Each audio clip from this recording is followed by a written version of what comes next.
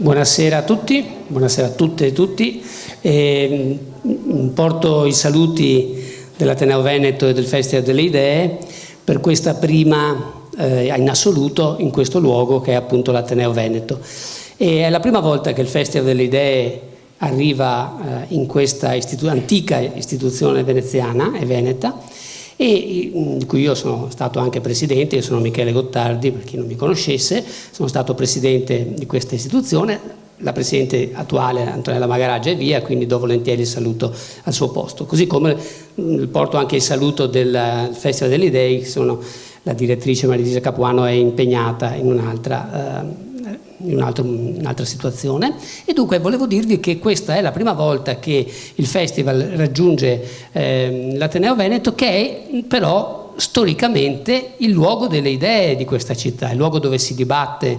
Molto spesso si dibattono temi importanti, temi all'ordine del giorno, ci sono ospiti importanti, e quindi direi che oggi il Festival delle Idee è a casa sua.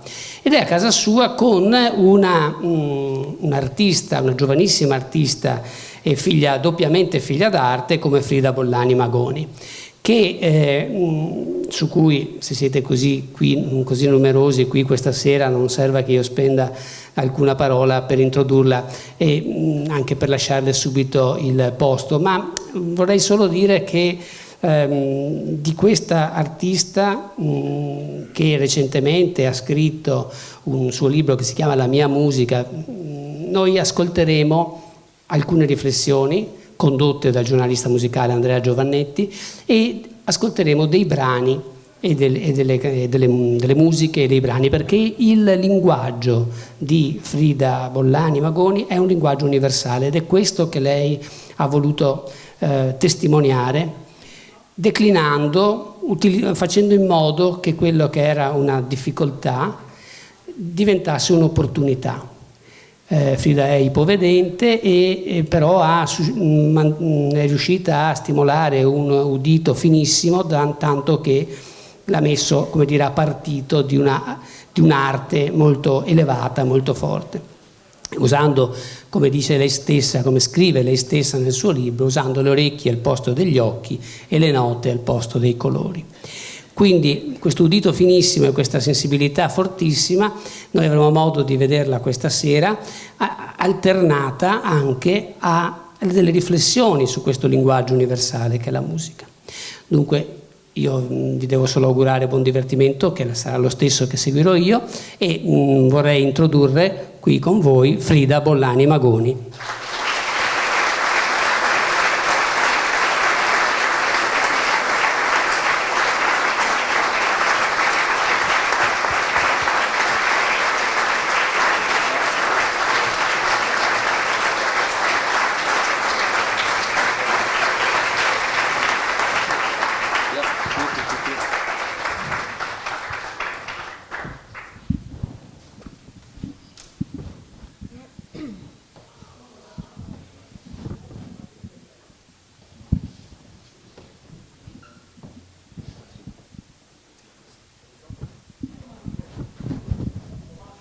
Buonasera.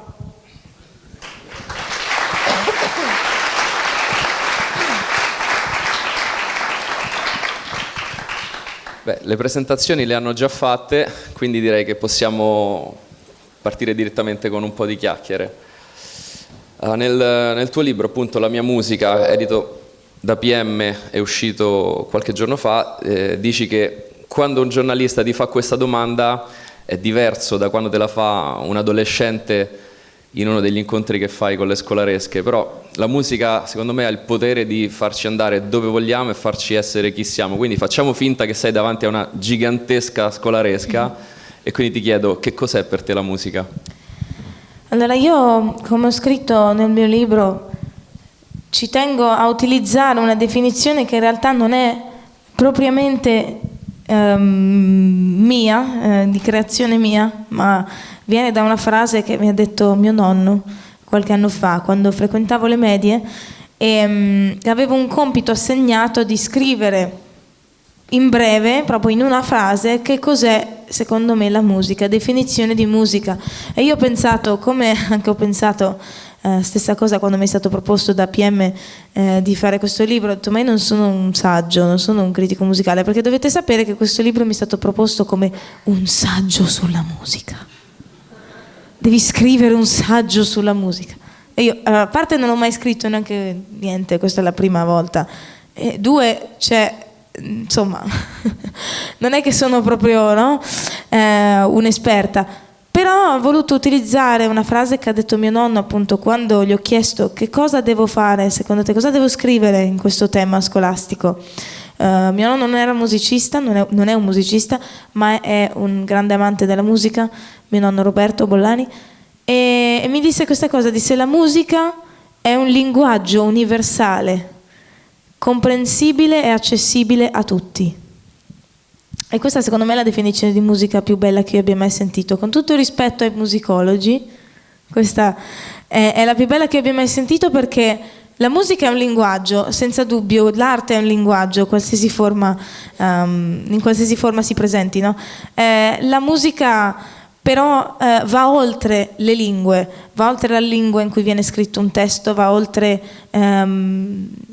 insomma, va oltre necessariamente il messaggio che vuole mandare, perché in realtà per ognuno un messaggio di una musica può essere diverso, per ognuno le emozioni che può trasmettere una musica possono essere diverse, quindi rimane, numero uno, molto soggettiva e in secondo luogo comprensibile e accessibile a tutti, perché possiamo essere di lingue diverse, possiamo comunque ricevere le emozioni di una melodia e di un giro di accordi, possiamo avere delle disabilità, delle diversità, che poi siamo tutti diversi, eppure comunque sentiamo la musica. Io sono non vedente, questo non mi ferma nell'ascoltare, nel suonare la musica.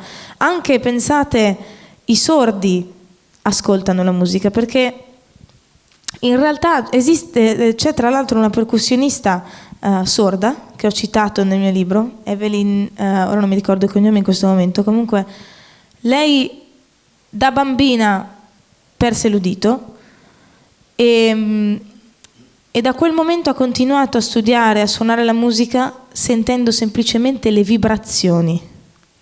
Suonando le percussioni chiaramente sono strumenti con tantissime vibrazioni, e quindi lei riesce a suonare in ensemble, in orchestre, soltanto percependo la vibrazione degli strumenti. Quindi in realtà la musica in questo modo raggiunge anche chi non può sentire, quindi è accessibile a tutti per questo.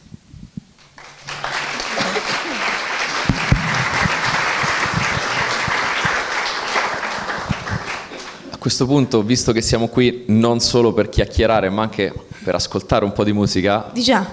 No? No, va bene. Loro cosa dicono? Va bene. Così rompiamo un po' il ghiaccio. Cambia microfono. Ari, buonasera.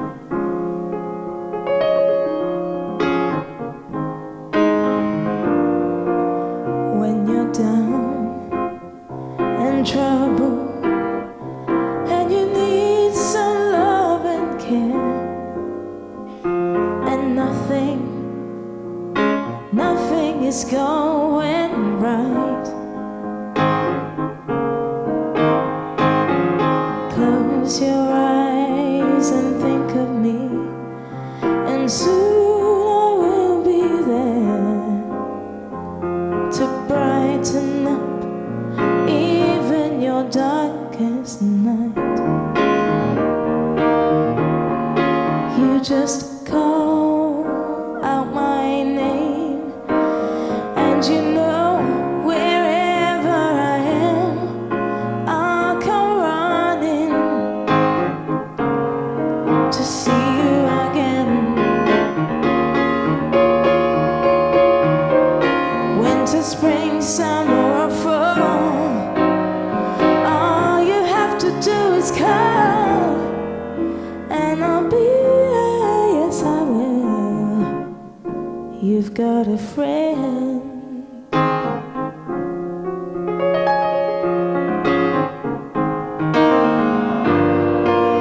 If the sky above you grows dark and full of clouds, and that old north wind began to fall,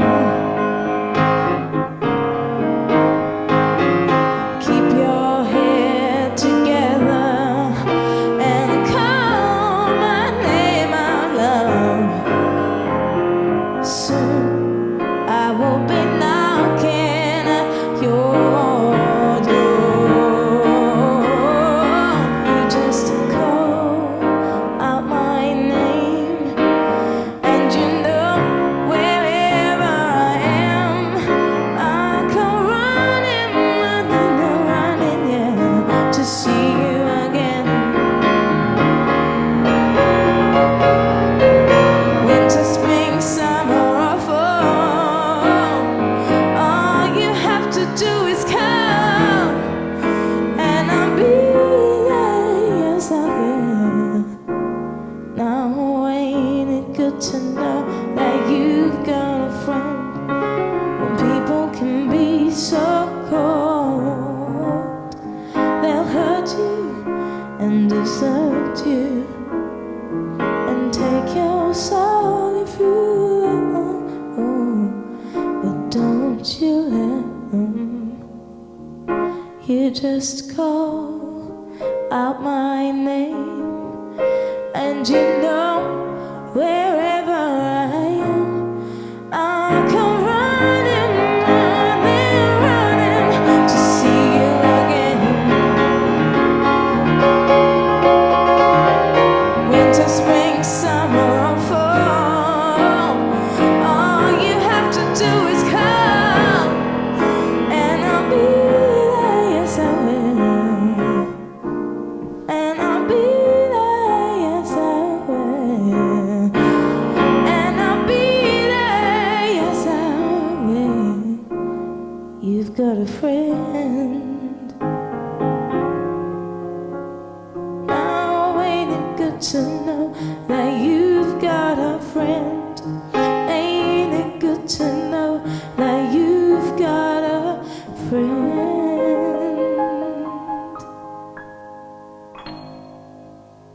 Grazie.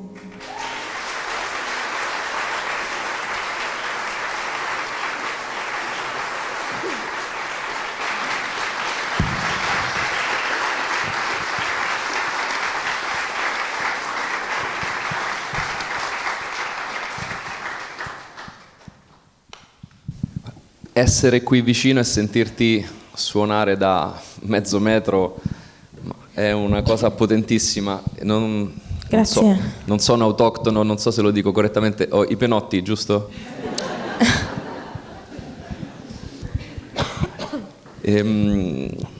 Rubo proprio il titolo della canzone che ci hai appena suonato. Quanto è stato importante per te avvicinarti al pianoforte in modo giocoso, come hai raccontato, come se fosse veramente un amico? Cioè, se vuoi raccontare come il primo approccio. Beh, tra l'altro questa canzone è stata scritta da una grande pianista e cantante, Carole King, quindi a me piace ogni tanto suonare le canzoni che le pianiste e cantanti come Nina Simone, che forse ho citato nel mio libro, insomma molto importante, pianista che voleva fare la pianista classica e poi ha ripiegato sul jazz perché alla sua epoca un artista di colore non poteva studiare classica, insomma, quindi a me questa per me diciamo che l'ascolto delle pianiste cantanti come Carly Simon, come Carole King c'è stato fin da subito. Io allora mi sono avvicinata al pianoforte in maniera molto, potrebbe sembrare ovvia, e purtroppo vi devo dire che lo è, nel senso che non c'è niente di diverso da quello che vi immaginate, nel senso che immaginatevi una casa dove il piano c'è, dove anzi ci sono più pianoforti, dove ovunque vai c'è un pianoforte, casa dei nonni, casa degli zii, c'è sempre uno strumento musicale. Quindi ecco, immaginatevi concerti, tra l'altro dei miei genitori insieme che suonano con questo pianoforte, io nella pancia che sentivo questo strumento. C'è qualche video di me quando avrò avuto 5-6 mesi ancora nella culla, che mio papà suonava quella sua composizione.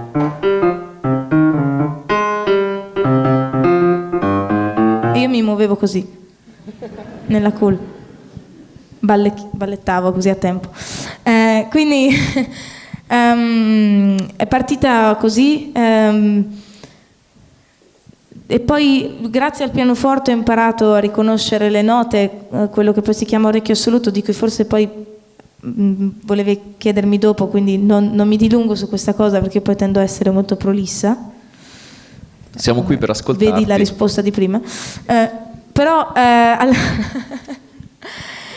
grazie al pianoforte ho imparato la scala musicale, ho imparato l'accordatura, che è quella però principale del pianoforte. Magari dopo approfondiamo anche il discorso delle accordature, perché l'accordatura diciamo della scala come la conosciamo oggi, e quindi ho imparato a riconoscere i suoni, ho imparato come è fatta una tastiera, e poi quando avevo 5 anni, dopo aver strimpellato tanto, dopo aver quasi distrutto un pianoforte clavinova, perché come tutti i bambini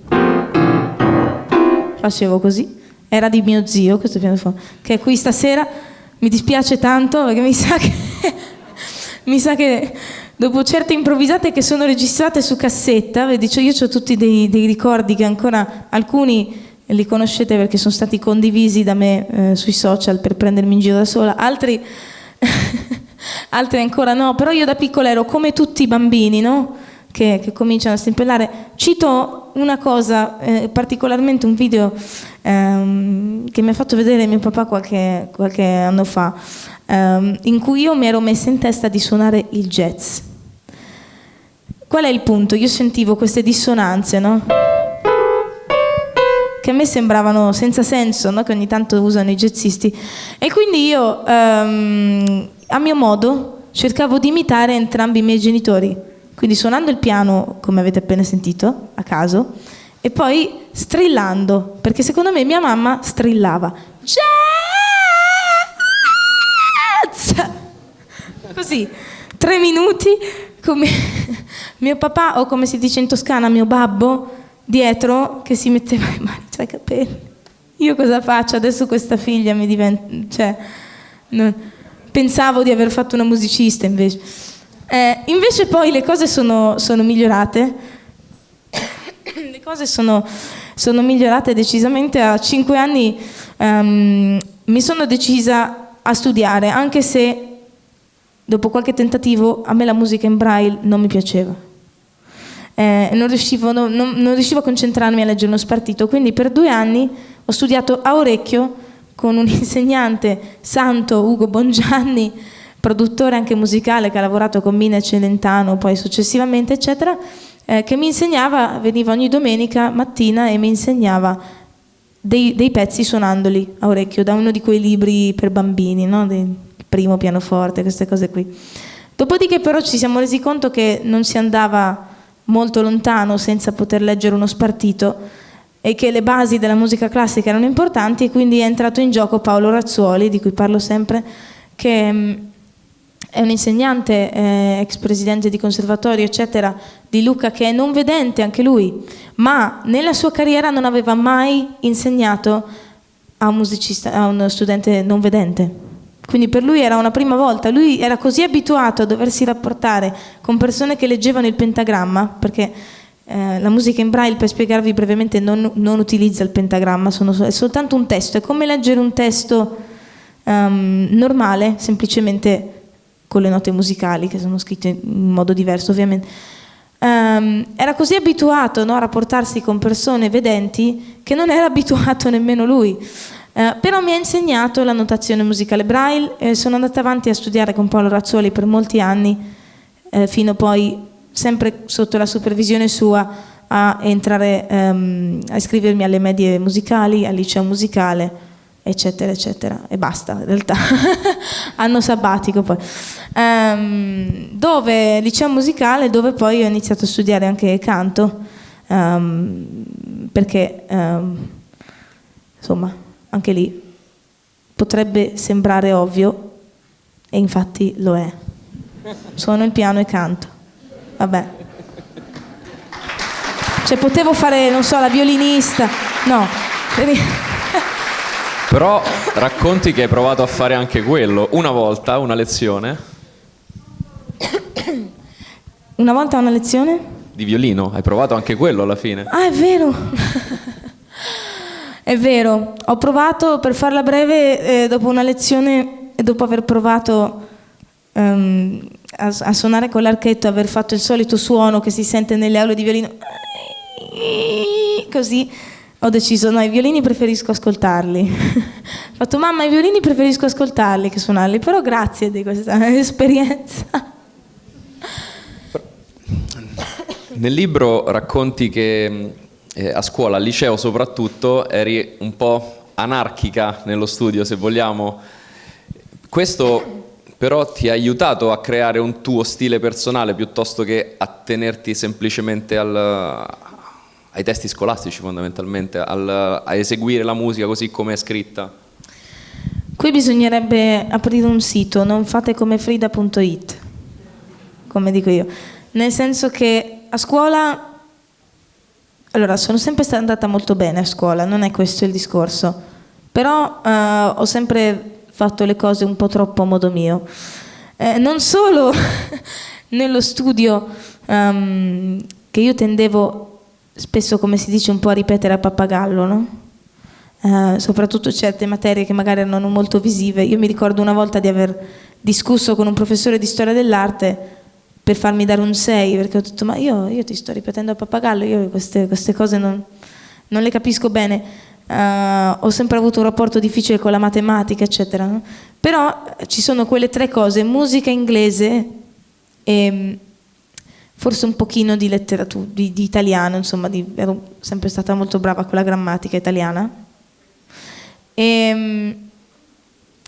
Però non studiavo molto, cioè io, specialmente le cose che mi venivano naturali erano quelle per cui ero più portata e a cui, insomma, le materie su cui avevo più successo, ecco, a scuola, nella mia carriera scolastica. Quindi dico, non fate come Frida, perché studiare bisogna studiare. A livello però del pianoforte c'era sempre una situazione molto particolare che si creava, nel senso che io alla fine gli spartiti fino a un certo anno scolastico ho sempre continuato a farmeli arrivare in braille dalla stamperia, però in realtà, come dicevo prima, io non ho mai avuto una forte inclinazione verso lo spartito in braille e a un certo punto ho deciso di ascoltare e di studiare a orecchio, di ritornare allo studio a orecchio. Quindi ovviamente ogni tanto andavo a lezione e succedeva tipo che la professoressa mi dicesse: ma queste diteggiature te le sei fatte tu o le hai viste nello spartito? Perché mettevo le dita in maniere un po' particolari, insomma, facevo delle cose, cioè me la facevo difficile. E poi per quanto riguarda invece anche le note, mi diceva: ma questa nota dove l'hai sentita? Cioè, non c'è nello spartito originale. Dico: ma io l'ho letta, forse abbiamo un'edizione diversa. Mi dovevo inventare qualcosa per agire. Dopo qualche anno gli ho detto, quando finita poi la mia carriera scolastica, gli ho detto: professoressa, lo sa vero che io in tutti quegli anni in realtà non leggevo, l'ho spartito, ma questo era semplicemente, tutti gli errori che sentivi erano perché il file che ascoltavo non era registrato bene. E lei dice sì, ma io lo sapevo, solo che non lo potevo dire negli anni perché insomma io ho fatto finta di nulla, no? Grazie.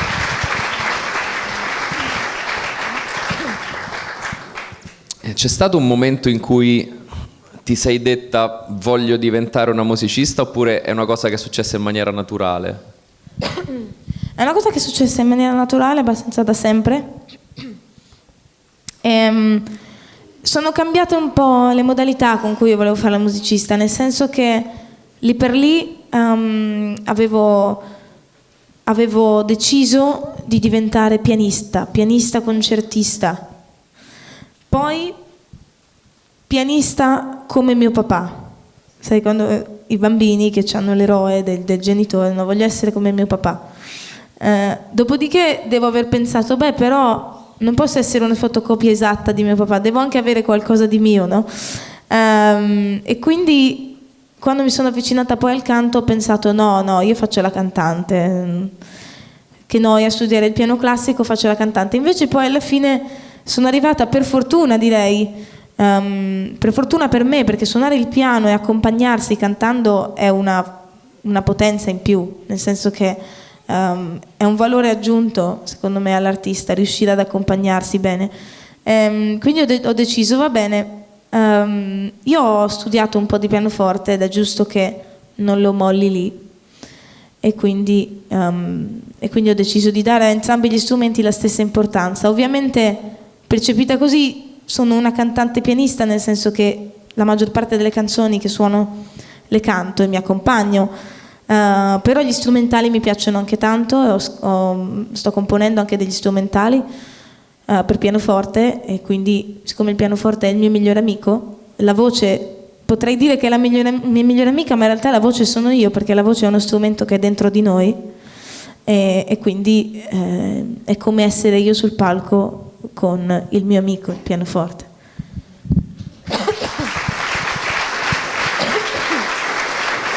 Grazie. E allora non posso fare altro che chiederti se vuoi farci ascoltare qualcos'altro.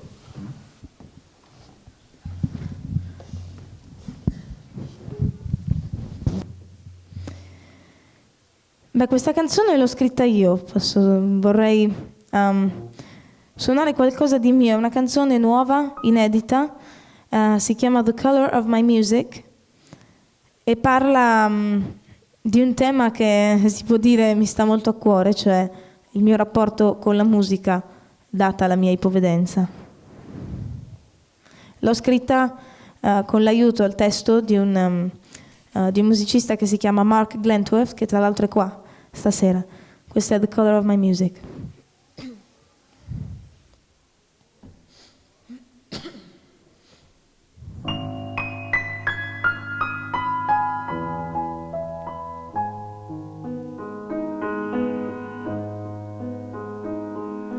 Music brings the colors that I have never seen. It moves me, it guides me through the chapters and the scenes. A tinsel bell, a music box, a Christmas carol, a nursery rhyme. Music plays in every corner, a family affair. The color of music, so vivid, so alive. Speaks to me a rainbow of how I feel inside. The beauty of warm summer sun, winter nights and autumn days make me in the color of my music.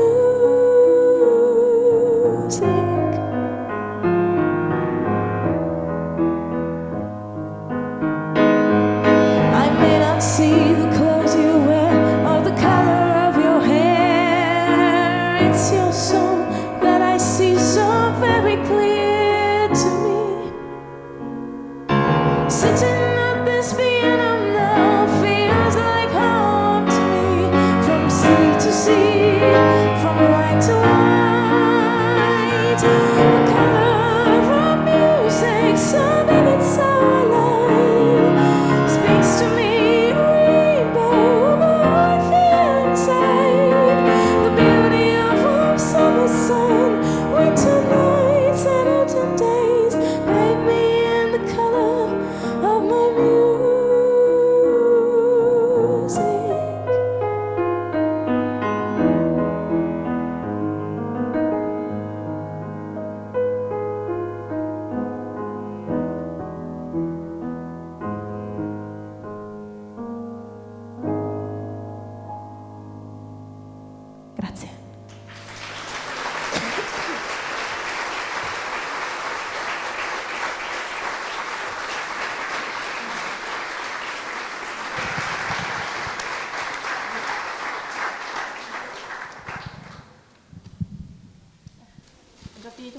Ce n'è un'altra, tranquilla.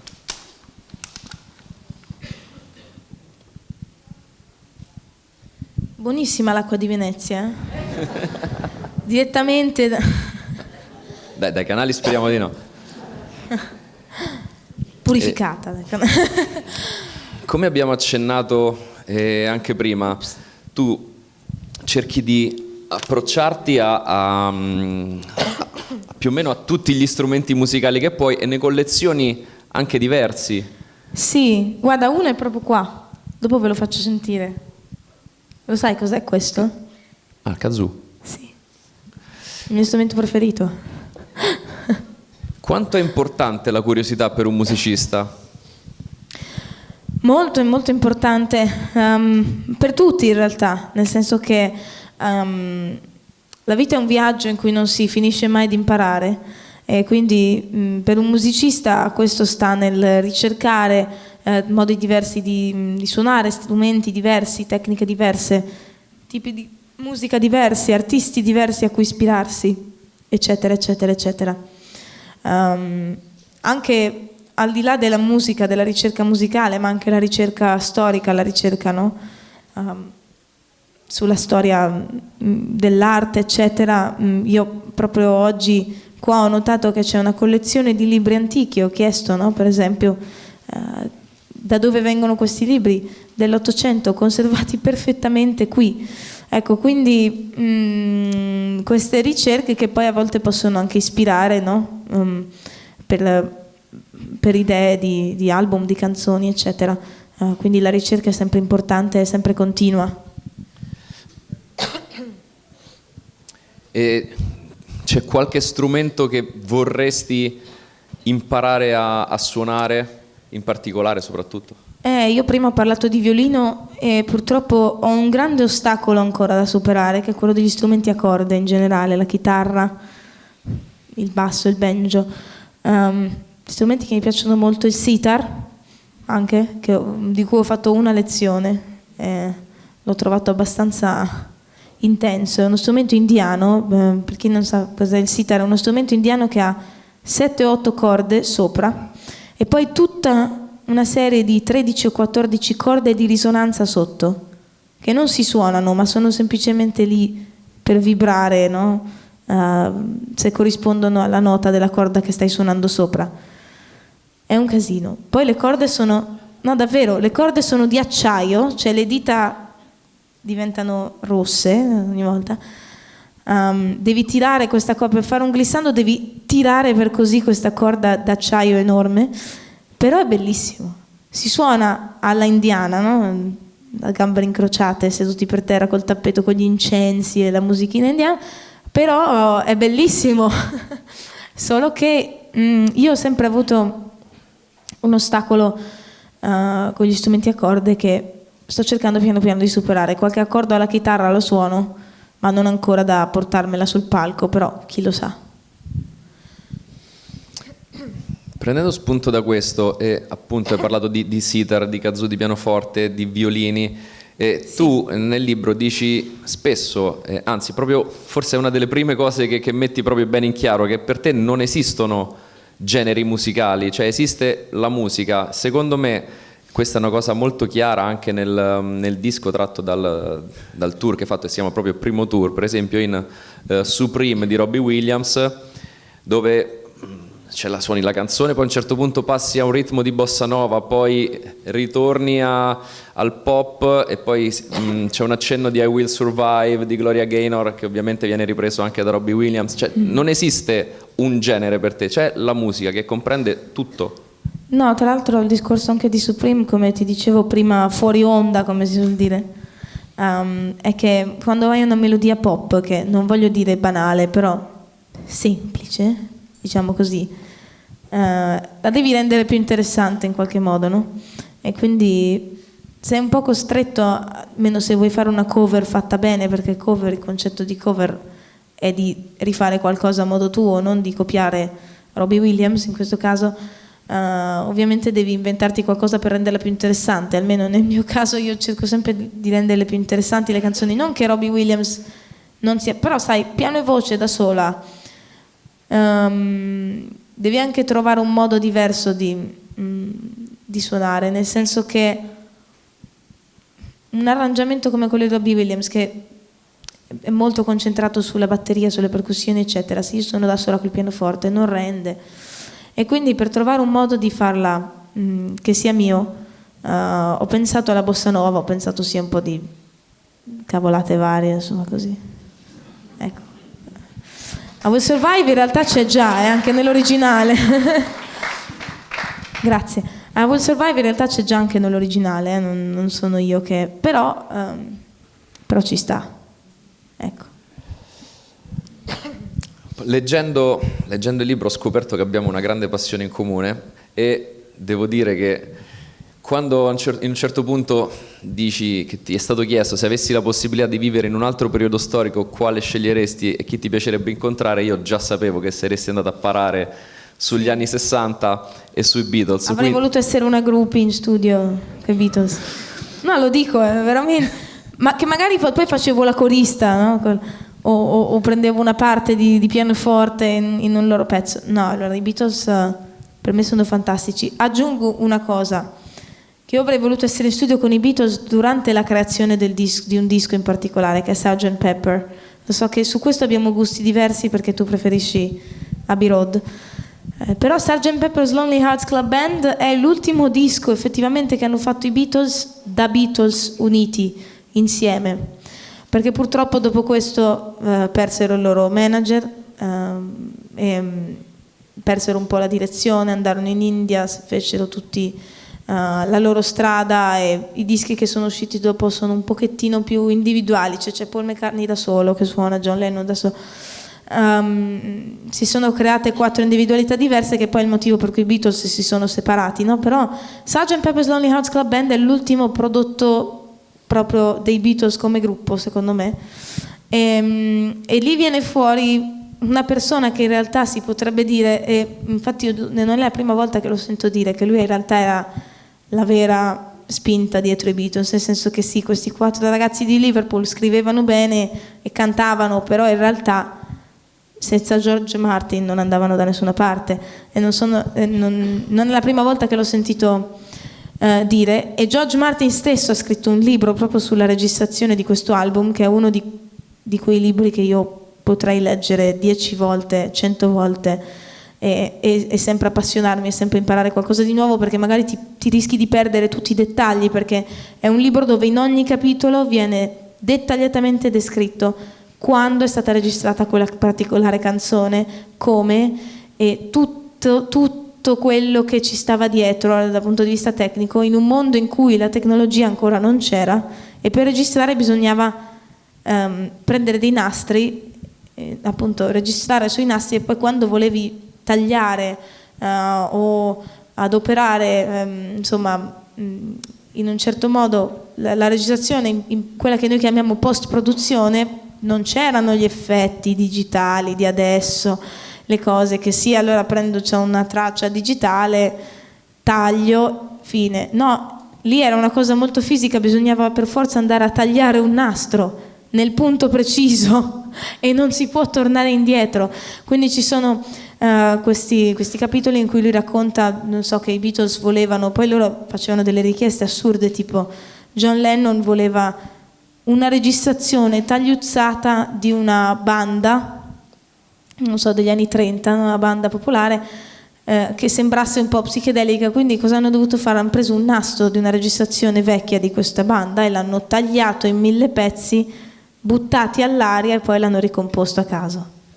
Cioè facevano queste cose, capito? Per me questa cosa, cioè, questa è l'innovazione che poi è arrivata e si è piano piano trasformata in quello che possiamo fare oggi, e anche dal punto di vista di musica loro hanno portato tante sonorità che hanno cambiato un po' la musica e che hanno portato il pop per come lo conosciamo oggi, insomma. Quindi in realtà, pur prendendo, come dico sempre io, ispirazione dalla musica classica o dal boogie woogie o dal rock and roll degli anni 50, da Elvis Presley, anche perché questo rinforza la mia teoria sui generi musicali che non esistono, e poi smetto di parlare perché sto parlando troppo.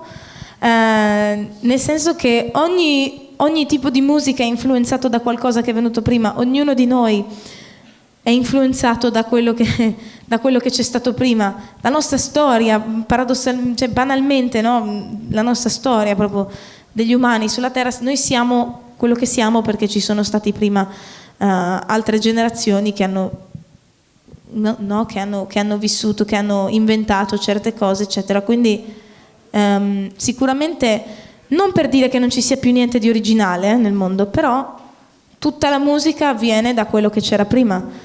Quindi come i Beatles si sono ispirati a Bach si era ispirato, non so, insomma, Mozart si è ispirato a Bach, Beethoven si è ispirato a eccetera, eccetera, eccetera. Ognuno va avanti, no?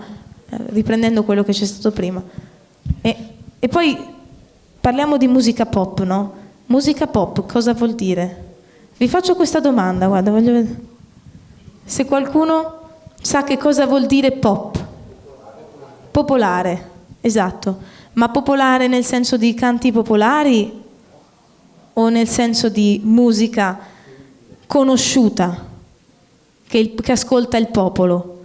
Ecco, quindi poi il concetto di popular music è questo in realtà, cioè non è la musica, la canzoncina di 4 accordi, perché in realtà i Beatles erano pop a quel tempo, Elvis Presley è stato pop, Mozart è stato pop nella sua era, perché chi c'era che faceva, cioè, c'erano quegli autori di quel periodo erano pop.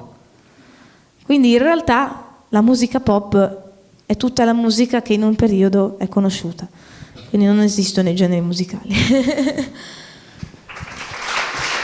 Ci hai convinto. Però ci hai raccontato un po' di aneddoti di Sgt. Peppers, ma io volevo sapere, visto che in realtà poi nel libro non lo racconti, cosa ti fa amare i Beatles in maniera così forte e se hanno influenzato anche te, visto che sono quelli che sono venuti prima, come dicevi adesso. Assolutamente sì, assolutamente sì. E se c'è una cosa che mi ha influenzato molto e che io apprezzo molto dei Beatles, scusami, se c'è una cosa che apprezzo molto dei Beatles è proprio quello che dicevo prima, l'innovazione che hanno portato nella musica e anche certi tipi di, per esempio George Harrison, che per me è sempre stato il mio Beatle preferito. Lui e Paul McCartney in realtà, perché Paul McCartney ha scritto delle ballad veramente scritte bene, anche dopo l'era dei Beatles. Ha continuato a produrre musica fatta bene e aveva una grande influenza classica lui come musicista, mentre invece George Harrison a me è sempre piaciuto perché ha fatto una ricerca, ha iniziato la carriera con i Beatles da un po' acerbo, da un ragazzino giovane che ancora stava imparando a scrivere. E poi ha scoperto la musica indiana e ci ha fatto scoprire a tutti la musica indiana, perché io prima dicevo ho fatto una lezione di sitar. Perché ho fatto una lezione di sitar? Perché mi sono appassionata alla musica indiana, perché sono andata a cena da indiani per scoprire anche la loro cultura, i loro piatti tipici, eccetera, perché esiste George Harrison, esistono i Beatles che mettevano il sitar e gli strumenti indiani nelle loro canzoni. Quindi grazie ai Beatles ho scoperto la musica indiana, che è stata un'altra mia passione per un bel po' di tempo, e quindi anche devo a loro il fatto di aver scoperto altri generi musicali, tra virgolette, però generi musicali. E quindi a questo punto ti chiedo se ci suoni qualcosa dei Beatles. Sì, in realtà ho parlato tanto di Sgt. Pepper, ma vi voglio suonare Blackbird, che in realtà è un pezzo che viene dall'album bianco, però perché in realtà è la mia canzone preferita. Non di ti Paul. diremmo di no.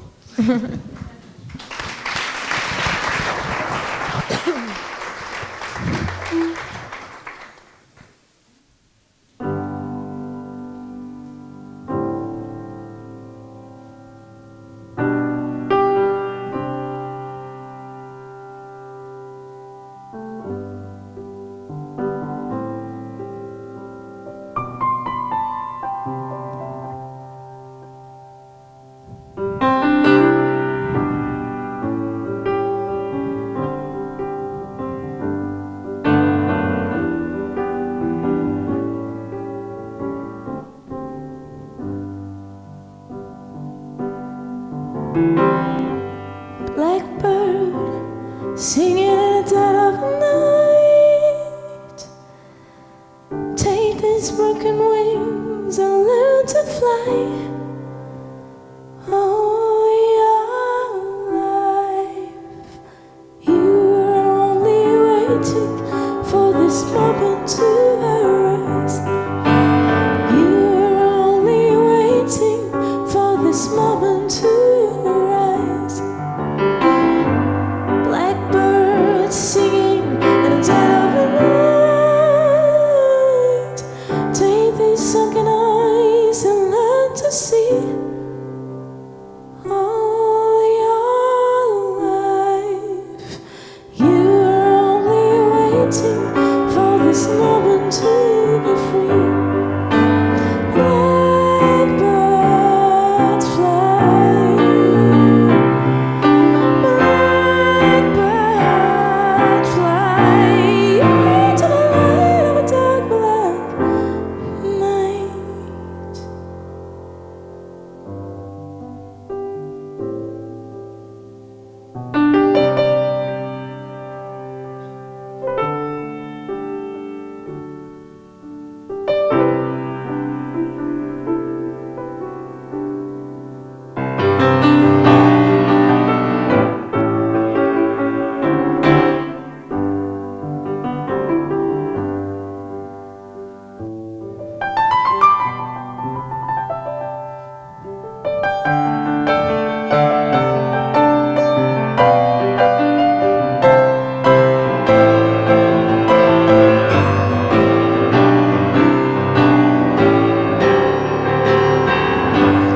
Blackbird singing in the dead of night. Take these broken wings and learn to fly. All your life, you were only waiting for this moment to arise. You were only waiting for this moment to arise. You were only waiting for this moment to arise. You were only waiting for this moment to rise. To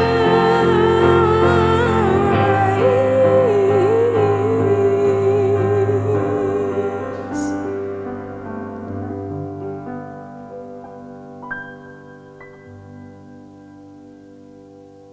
Grazie.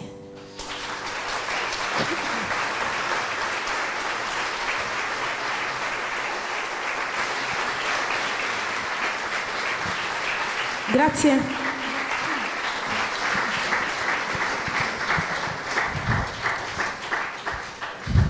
Per chiudere la parentesi Beatles, leggendo il libro ho visto una cosa, ho letto una cosa che non pensavo fosse possibile e non so quanta gente in sala lo sa, adesso lo raccontiamo molto rapidamente. Su Sgt. Pepper's, tra l'altro, è la mia canzone preferita, A Day in the Life. Alla fine c'è un fischio in ultrasuoni a 20 kHz che Paul McCartney ha inserito come omaggio ai suoi cani. E tu sei la prima persona al mondo che io sappia che lo ha In sentito. realtà io penso che lui l'abbia scritto per far impazzire i cani, perché nel senso che i cani a sentire quel suono, cioè anche solo quando se mi capita di fare dei suoni così vicino a un cane impazziscono, cioè i suoni alti proprio assolutamente no. Quindi era un po' secondo me era più per fare qualcosa di assolutamente psichedelico, per far partire le teorie del complotto sulla vita dei Beatles e le sostanze che prende Lucy in the Sky with Diamonds, che tutti dicono, io non ci credo a quella storia lì, però tutti dicono quella storia LSD e fa parte di quell'album lì, guarda caso, no? Però anche in A Day in the Life si parla di quello. Sì. Anche A Day in the Life è abbastanza psichedelica nel testo, nella musica, quindi secondo me hanno voluto fare una cosa proprio per far lasciare le persone con un punto interrogativo. La canzone proprio in generale a chiusura del disco lascia la gente con un punto interrogativo, però quel suono lì, insomma, dicevi, cioè sì, ho raccontato un aneddoto di quando io per anni ascoltavo questa canzone non so, in un autoradio normale di una macchina, eccetera, e non mi accorgevo minimamente del suono. Sapevo che c'era, però non lo sentivo, perché chiaramente è un suono che non è udibile all'orecchio umano, ok? Quindi io pensavo di essere, insomma, tranquilla, sicuramente non lo sentirò mai. Invece una volta è capitato, sapete le aule scolastiche quando sono mezze piene ma c'è ancora tanto riverbero e ci sono le casse altissime che purtroppo non suonano così bene come sentite la musica stasera, tutto rimbomba. E c'era una lezione in cui il professore di musica ci spiegava la vita e la carriera dei Beatles. In particolare in quella giornata lì ci fermammo al Sgt. Pepper's. Ovviamente cosa vuoi ascoltare? Come ultimo brano per salutarci, per chiudere questo incontro, ecco Via Day in the Life. E io tranquillissima, perché tanto oramai la conosco come le mie tasche, questa canzone l'avevo cantata, eccetera, ok, sì, tutto benissimo. Poi c'è questo accordo, no? Finale di Mi maggiore che chiude il pezzo, che dura tipo 30-40 secondi, e dopo c'è il suono. E io sono saltata dalla sedia, perché in quel momento con l'altoparlante della scuola, il riverbero eccetera, mi è arrivato proprio nell'orecchio così. Da quel momento io, alla fine del pezzo, non importa con che sistema acustico lo sto ascoltando, mi tappo le orecchie, perché è stato troppo.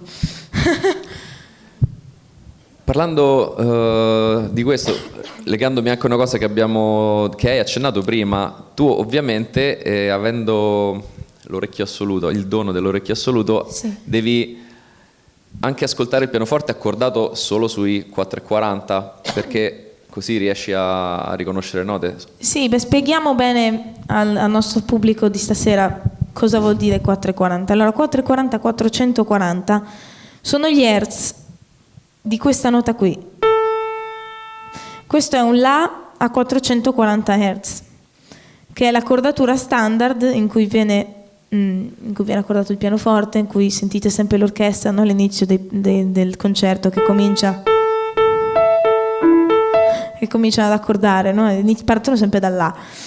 Il pianoforte viene accordato a partire da questa nota. Non so esattamente quanto sia la distanza, sto cercando di scoprirlo, quanto sia la distanza in hertz, in frequenze, tra quella lì, per esempio, e la nota sotto, la nota sotto ancora o la nota sopra, però grazie agli strumenti che esistono oggi si accorda il pianoforte automaticamente con questo tipo di accordatura.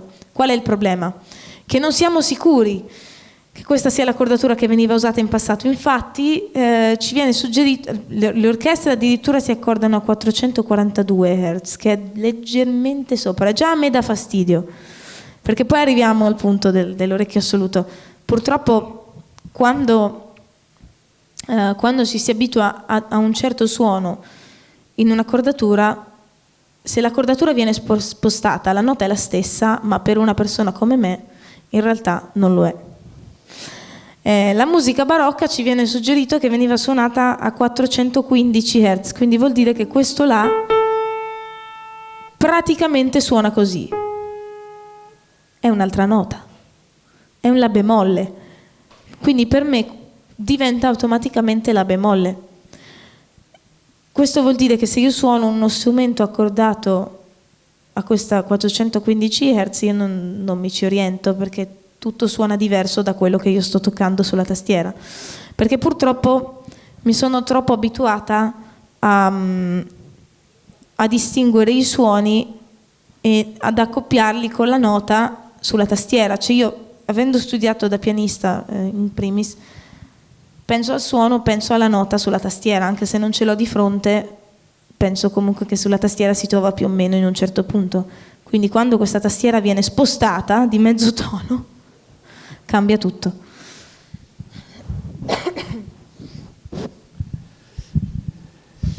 Volevo fare un salto completamente da un'altra parte adesso, perché mi ha incuriosito una cosa in particolare. Tu sei veramente la prima musicista che io leggo parlare di musica per videogiochi dandole un'importanza vera.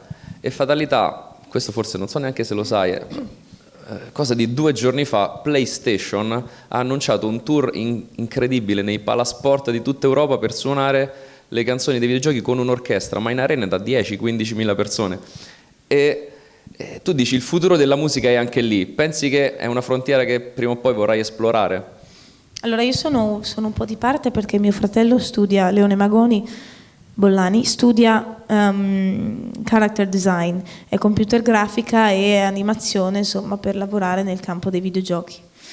Perché come tutti i ragazzini si è avvicinato alla PlayStation da piccolo e ha continuato, però ha coltivato questa sua passione anche facendolo diventare un lavoro. E quindi io non ci capisco nulla di questo mondo, però mi rendo conto che grazie ai videogiochi che ha giocato e su cui si documenta, insomma, per capire anche come disegnano i personaggi, eccetera, ci sono delle musiche che poi mio fratello si mette nella playlist e le ascolta, quindi in realtà effettivamente diventano poi musiche che al di fuori dei videogiochi vengono associandole a quel videogioco vengono ascoltate. E poi soprattutto mi sembra che in questi ultimi anni il business, cioè il lavoro per le orchestre, per i compositori stia molto anche nelle musiche per videogiochi e nelle musiche per film. Abbey Road Studios, che conosciamo bene, ci ricolleghiamo ai Beatles, dove hanno registrato la maggior parte dei loro dischi.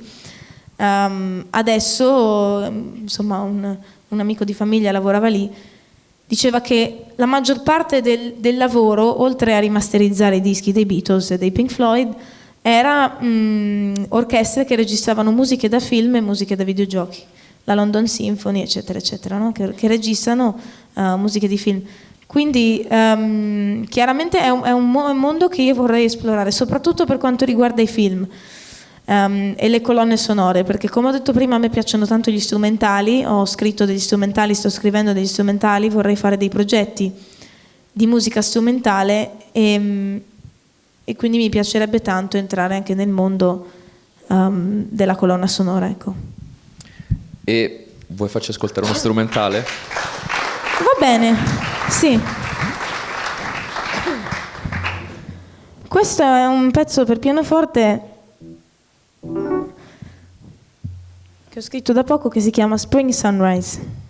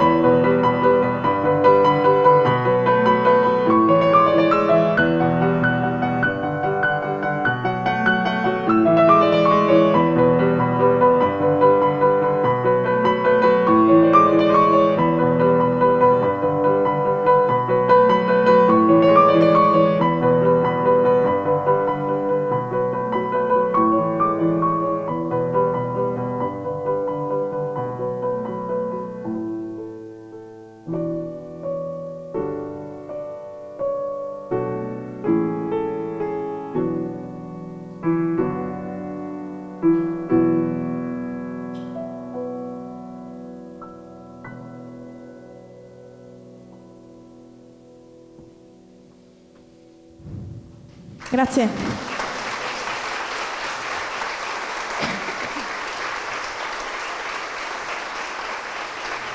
Grazie.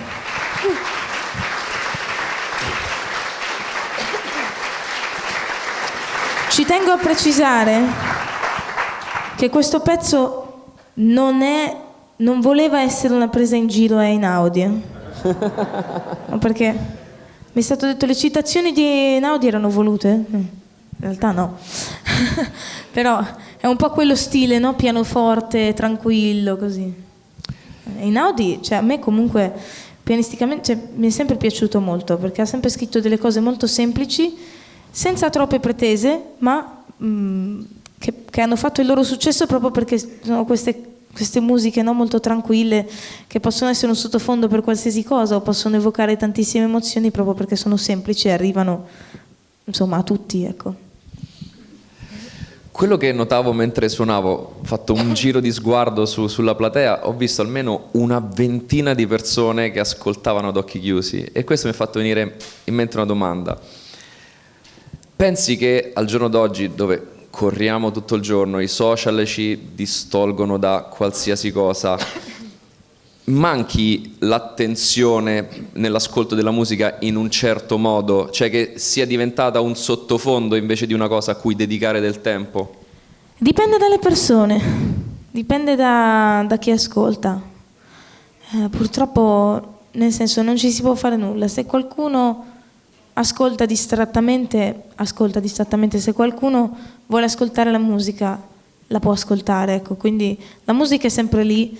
Per chi vuole ascoltarla attentamente, quindi secondo me non generalizzerei dicendo che siamo tutti in questo mondo, ultimamente siamo tutti distratti, perché in realtà la gente che ascolta c'è, appunto dicevi stasera abbiamo un pubblico per fortuna molto attento che ci ascolta, quindi un applauso, fatevi un applauso perché...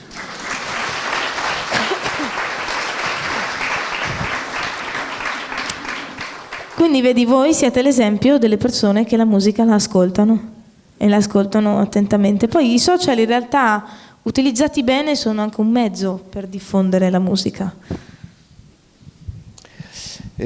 Volevo chiudere con una domanda che ti hanno fatto in uno dei tuoi ultimi incontri con una scolaresca, così torniamo adolescenti come eravamo alla prima domanda. Cosa provi quando ascolti la musica?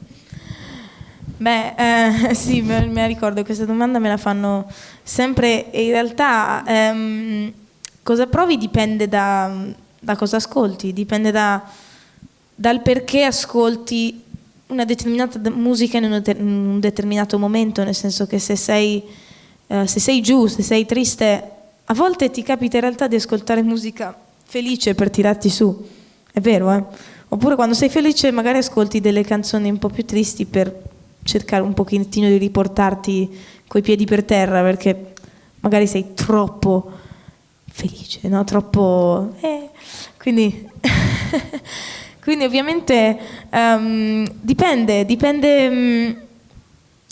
da molte cose, quindi di sicuro io provo ho un grande legame con la musica, ma questo perché sono io musicista o comunque amante della musica. E quindi per me la musica è semplicemente la parte costante della mia vita, che io la stia ascoltando facendo altre cose. Ecco, io riesco, molti musicisti forse non riescono ad ascoltare musica come sottofondo, però io sono comunque una giovane e molti giovani hanno studiato, molti di noi hanno studiato per scuola con la musica in sottofondo, ecco, oppure fatto le faccende di casa con la musica, quindi in realtà è una cosa che poi riesco a fare e posso solo dire che la musica mi accompagna sempre, ecco. Grazie.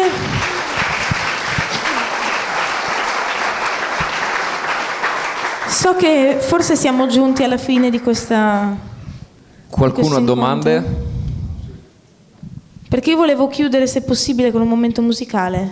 Guarda, se vuoi abbiamo una domanda. Ok, facciamo prima la domanda, vai. E poi chiudiamo.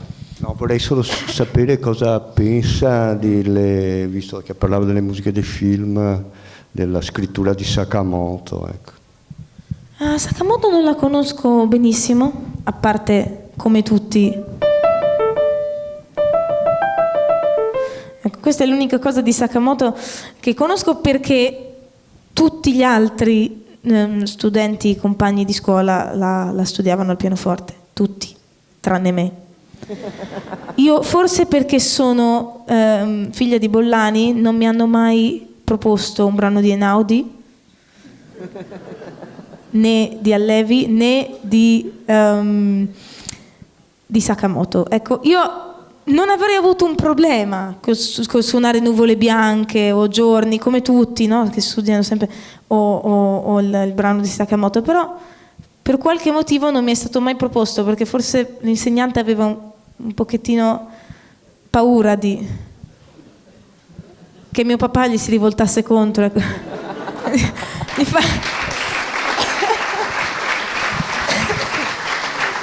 Ma in realtà tra colleghi ci vogliamo tutti bene, quindi il problema con mio papà non si poneva, però l'insegnante comunque non mi ha fatto studiare questi brani, quindi è andata così.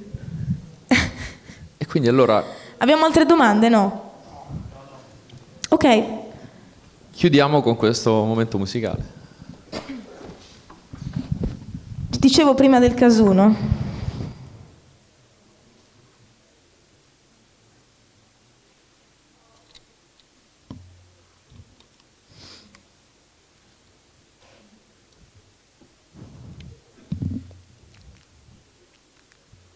Perché ultimamente vengo proprio fresca da Francoforte, la fiera del libro, in cui al padiglione italiano mi hanno chiesto di cantare qualcosa di italiano e io sempre mi prendono di sprovvista perché canto molto in inglese, e quindi ho deciso di fare una cosa nuova, una canzone che è un po' un simbolo della musica italiana, e so che Paolo Conte ha fatto anche un concerto qua, forse, mi sembra.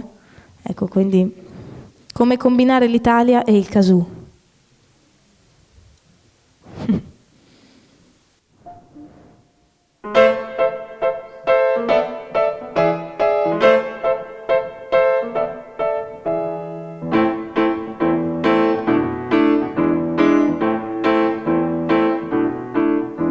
Via, via, vieni via di qui.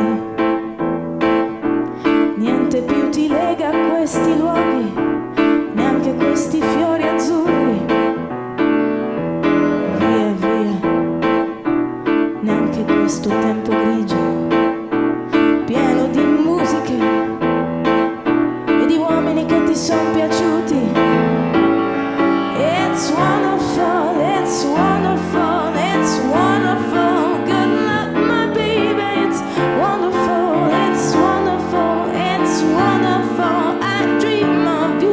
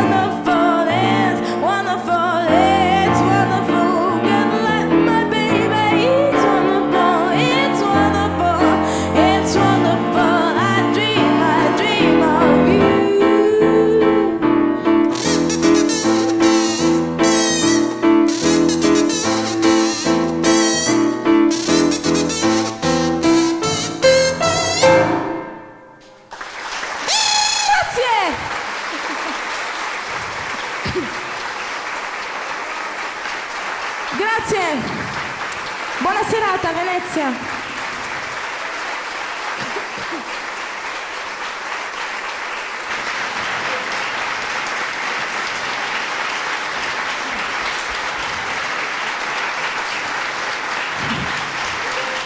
Grazie.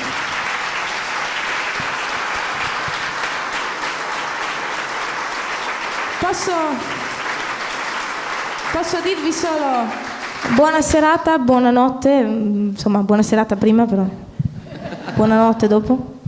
Vorrei fare un po' di accento veneziano, però ne devo sentire un po' di più, quindi se qualcuno vuole dire qualcosa in veneziano io poi la ripeto, provo.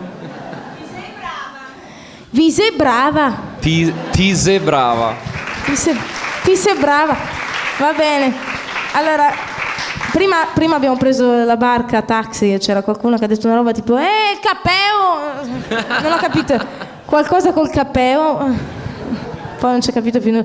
Però studierò, poi mia nonna è di Rovigo, quindi sicuramente mi farà una lezione di Veneto e poi approfondiremo il veneziano, che so che è un dialetto molto particolare. Bene, quindi vi ringrazio e vi invito a leggere il libro La mia musica, e il sottotitolo è Quella che suono, quella che ascolto e quella che vi consiglio, che racchiude un po' tutto quello che abbiamo detto oggi. Quindi insomma vi invito a leggere il libro e vi auguro una buona serata e a presto. Bellissima città, a presto.